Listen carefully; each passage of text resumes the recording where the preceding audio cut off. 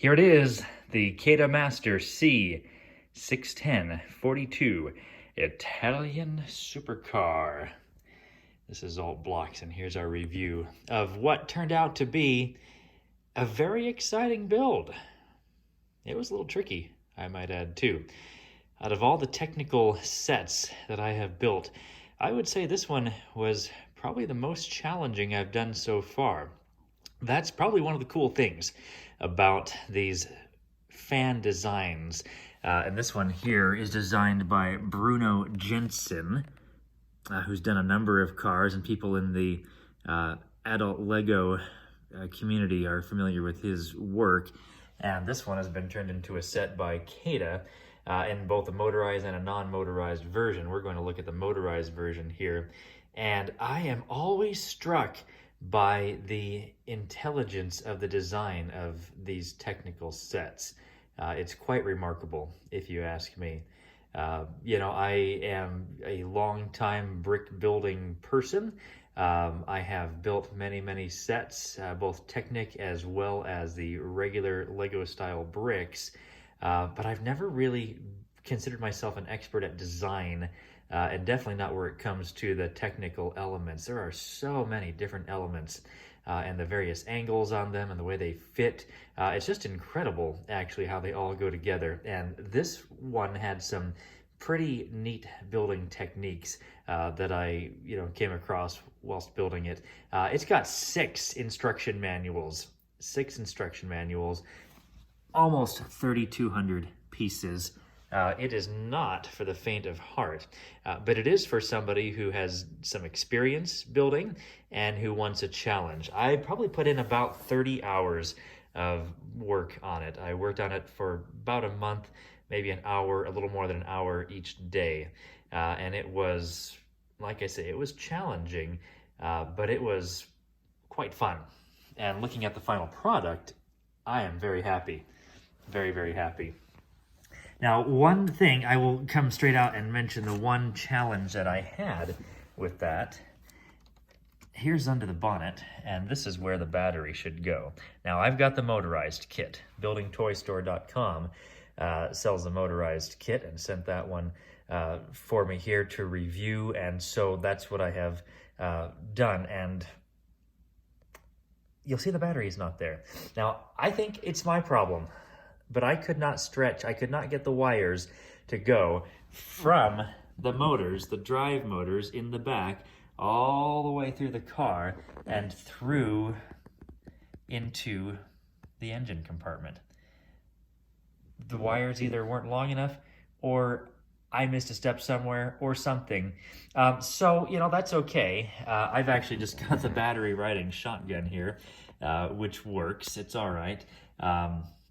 And when it's going to be on display, I'll just tuck the battery in the battery compartment after all, where it could go. But, while it's driving, I can put it in shotgun, and those wires can all be tucked in underneath the seats where they would be otherwise. So, I think I did something wrong. The main problem that I discovered, really the only problem I discovered, is that the instructions are not super clear when it comes to where the wires go. And that's a problem, that's true of most building sets right now that people are putting wired lighting systems in, is you've kind of got to figure out yourself how to route the cables for the lights. And it's not a terribly big deal, honestly. And if I'd had maybe more time to disassemble and reassemble, maybe I might have solved that. But just be aware, when you're looking at the instructions, they will show you where the wires are supposed to channel, but then they disappear, and you never see those wires again in the instructions. And sometimes I think they get moved a little bit when other parts get added. So that's a consideration, when you're going through, just to keep in mind that the wires are a little bit tricky. But, the end result is, all the wires are, completely hidden. They will tuck underneath the chair there. Don't worry about it. I seriously wouldn't worry about it. That would not be enough to detract from building this car, in my estimation. Now, the design is quite beautiful, of course. We've got the red with the white and black stripes down the top and down the middle of the bonnet.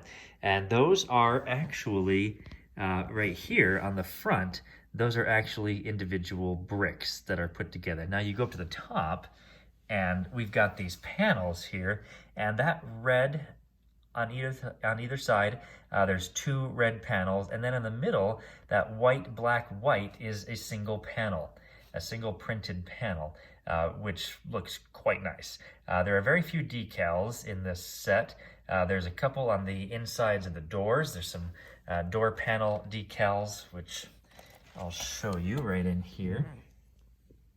A little hard to get in there, but there's a door panel decal. There's some decals that are in the cockpit here on the dashboard. There we go. But they do add some, realism there. We've got the steering, which does function. We've got the shifting paddles on the steering column, which also move when you shift using the remote control. So that's quite lovely.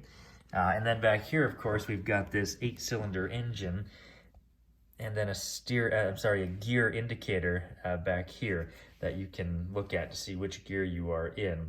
The transmission is controlled by the remote control, and we're going to actually drive it here in a minute. This is the remote control. It's quite nice.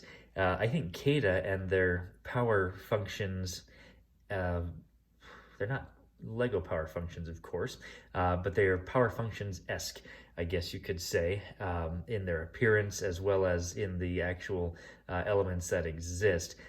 This is a radio-controlled 2.4 gigahertz transmitter, and so what's nice about that is that you don't necessarily need to have a direct line of sight. You see, there's no outward antenna on either the car or on the remote control. So, if you get it around the corner or whatever, you can still keep going as long as the radio waves are able to get to where the car is. On the back end, there's one decal as well, little Italian colors there. And now I did have one element that was missing from my set. I replaced it with something that I had in my collection, which was no big deal. It was just a beam that should have gone right there. I replaced it with some a couple regular bricks right there. Other than that, no missing parts, tons of extra parts, tons of extra elements in there. I really like how we've got these plastic or almost rubber, I'm not even sure what you would call these things, but they're kind of bendy a little bit, and they can be made to go around and make the wheel well covered there. And then you've got one on the back here as well on the spoiler, actually 2, and those are quite nice. They add to the the curve of the car, which makes it a little more realistic. It's nice to have these cars have the curves that the real car does have, and to be able to replicate that with these kinds of elements is, like I said, that's just an incredible design. We've got this here that allows us to open up the actual engine compartment in this car. And you can get a look at that engine down in there, and it does actually function. It does move when the car is driving. Pretty sweet. The doors do lock.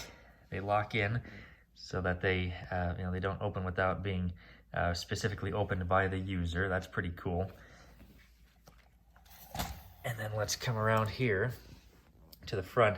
Now this red bar across the top, this is supposed to be slightly curved according to the instructions. I'm not sure if there's a good way to get that to curve and to make it stay in position. Maybe I'll try to figure that out. So it's just sitting straight across there on mine. Now this is kind of cool. You can look at the design of the front end of the car from above here. And we've got the bonnet and we've got the headlights on either side of the bonnet. And if you'll remember from our unboxing video, that is in fact the design used for the interior box. The set of 6 boxes inside.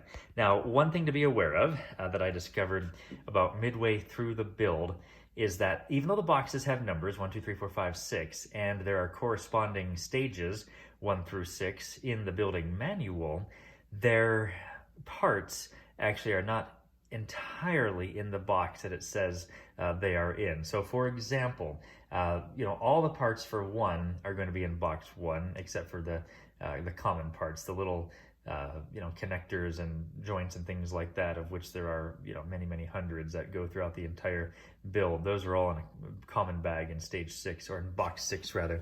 But then sometimes if there's just not enough space inside the box, then bigger parts for the next stage might be in the next box. So don't freak out if you're looking through all the box parts that you've already opened up for stage 4 and you don't find every single part you need. Just go into box 5. It'll be there. That was my experience, and all was well, and frustration averted. Just use a little bit of common sense there. Okay, if they can't fit everything in the box, they'll just put it in the next box, and that's all right. That is perfectly all right. The wheels, very shiny chrome, very nice looking wheels. I love that. I love the very nice, shiny exterior on the panels of this car. They've done a really good job of matching the color. All the pieces, all the reds are exactly the same. Sometimes, there's been some designs, especially of these more, more expensive cars, where people have gotten the set, not CATA, but some of the other brands, and they've found mismatched panels, slightly, off, 2 or 3 different shades of, light blue or green or red or orange or whatever, ever so slightly different. But these reds are all spot on. So, CATA has really, I think, stepped up their game over the last couple years as far as, they were good quality to begin with when they first came out. I would say they are, near Lego quality right now. There were a few pieces, occasionally the tolerances are slightly less than Lego branded elements, and so sometimes things fit a little bit loosely. For example, these rear view mirrors here seem to move fairly easily. That could be resolved if you wanted to with a little layer of clear nail polish. Is often a trick that you can use to just add a little bit more width or a little bit more thickness to a stem or to a axle or something like that. But aside from a few little things like that, it's all the bricks are pretty consistent as far as how they go together. As far as the stability of the car, the one thing that is a little tricky is this car doesn't really have a great place to just hold it by one hand. Now I'm thinking of the Bugatti from a couple years ago, where I could just lift it by the roof right there and carry it by one hand. This one, don't try that. You'll be sad. Okay, so you'll have to carry it with 2 hands, and I usually just lift it underneath to carry it. That's how I put it down here on the floor. I just carried it with both hands onto the floor.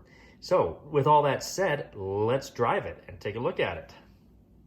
Okay, so looking at the power system, now as I said a moment ago, I put my battery in the shotgun seat because through probably mental lapses of my own, I could not get the wires from the drive motors to reach all the way under the bonnet up there.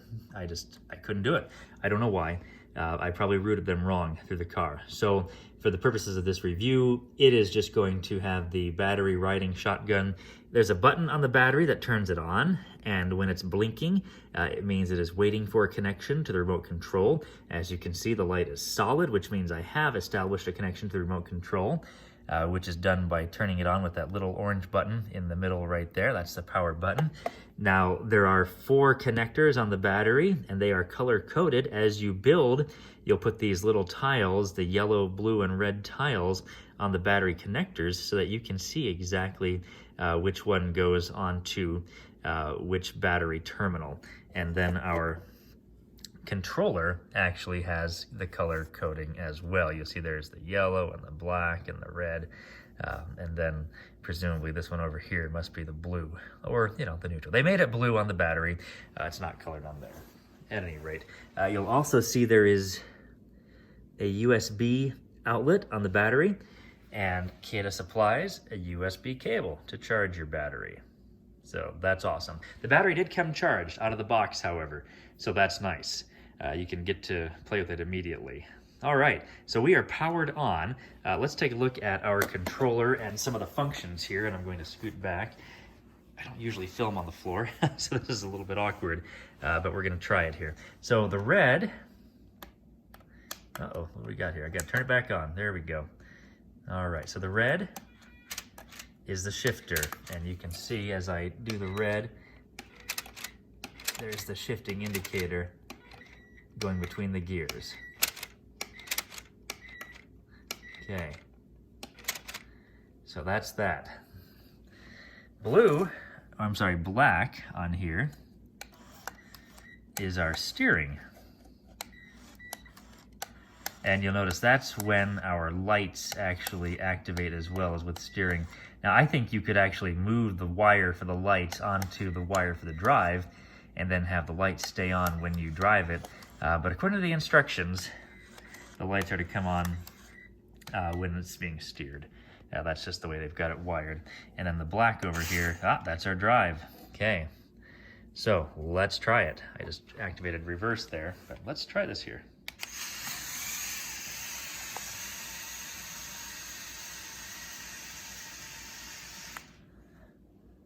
Okay, now let's reverse.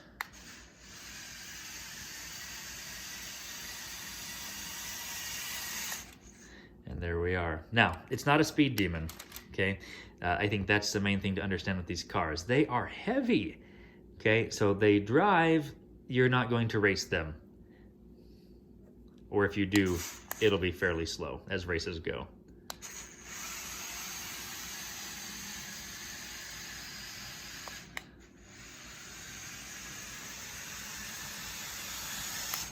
But indisputably, it drives. And it drives very well.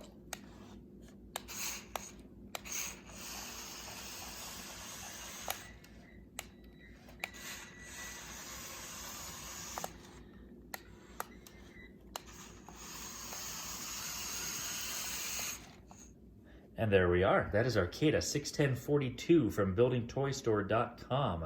I love this build. I will highly recommend it to anybody who wants to build a super sweet supercar, and one that, honestly, that was a fun build. I really love building this thing. It was challenging. I saw on some of the forums, a couple of people said that this build kind of kicked their butt. I think that is kind of how I felt at various points along the way. But that's fun. That's part of the fun of building these things, right? You don't want it to be, it's not a child's toy. It's not meant to, be put together in 5 minutes. The build is the experience. That's what makes these things so fun, is the building experience. And if you want, good, I saw people estimate anywhere from, 25 to 35 hours it took them to build this car. I was kind of in the middle there, about 30 hours.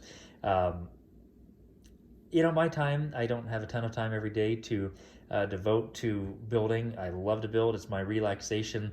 And so I did find it very relaxing, actually. Even when it was a little bit tricky, I found it relaxing. The nice thing about building these Technic cars is that you really, get to do a little bit of engineering on the go, rather on the fly as you're working through them, to figure out how to fit things together, how to hold things together. And that's a lot of fun, I think. There's a lot of, enjoyment, I think, for some people in solving those problems like that.